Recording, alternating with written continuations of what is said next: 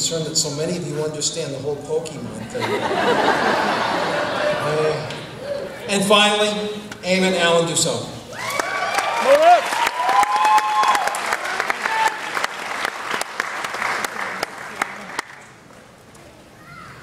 So this is it. We've got the tassels and the gowns. In a little while, we'll be officially done with high school. Now, despite most of our attitudes, our secondary education did not end after spring break in April. It did not end after the IB exams in May. It ends now. We've had about 720 days of school over the past 4 years. However, that does not account for hurricanes that reached all the way to Connecticut, winter storms in October, the failures of Connecticut Light and Power, or those perfect storm Fridays where we would have art, history, TOK, and English due, or mental health days where you could not get out of bed without planning the initiation of a single-party totalitarian state.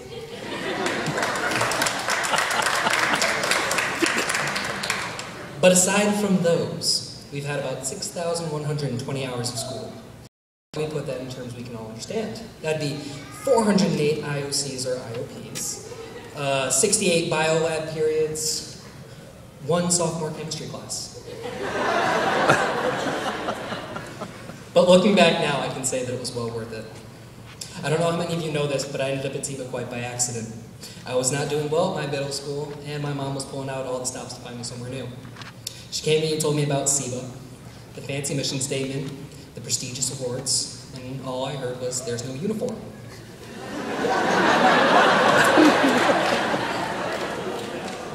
I've been faced with fancy mission statements before, so I was unprepared for what was coming. I don't know about you guys, but the first time Mr. Campbell said 500 words in 2 days, I was a little freaked out. Now, 500 words is about a class period of work if you have music playing in the background and you're keeping up a conversation. But that's one of the good things about SEBA. The workload prepares us. I'm not great. Those are my friends. Typing long essays in a single night is not the only skill SEBA has taught us.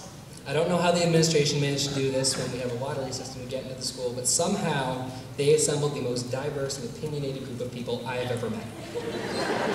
We have Christians and atheists, we have vegans and carnivores, communists and capitalists, Democrats, Republicans, and independents, and each and every one of them has their own opinion, and they are not afraid to dominate class discussion. Miss Sawyer had a rule about not being a piranha, but that was limited to her classroom. For instance, one door down in Mr. Campbell's classroom, we once had a rather violent discussion over whether or not, and I'm quoting here, pigs are candy.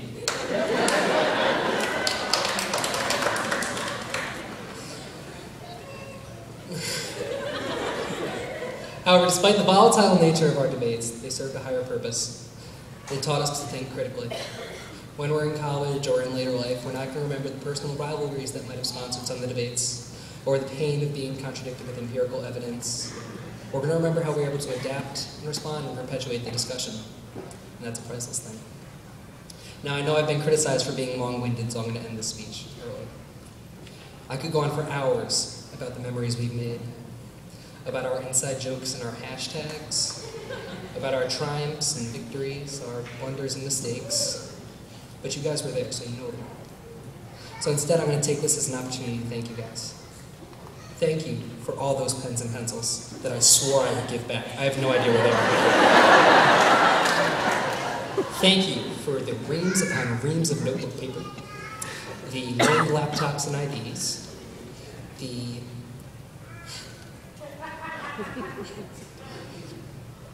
above all, the acceptance.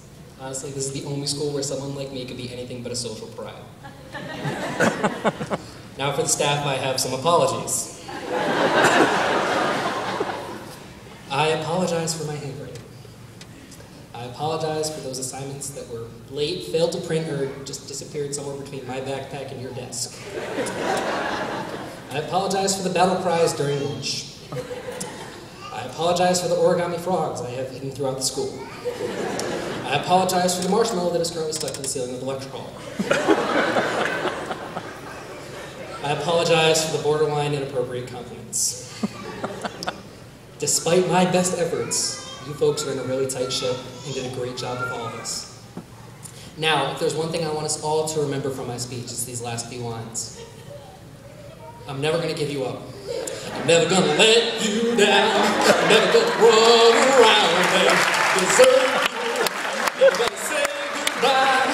Never going to make you cry. Never going to tell a lie or hurt you.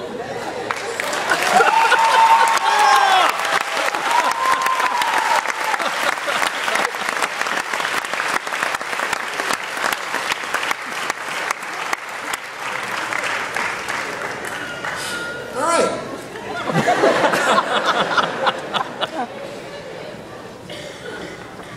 Those comments by all of our students tonight are very indicative of this entire class. We have, as Amy said, a very diverse group, and I'm very, as I said before, and I'll continue to say it, I'm very proud of all of them, and I think that they did a great job in representing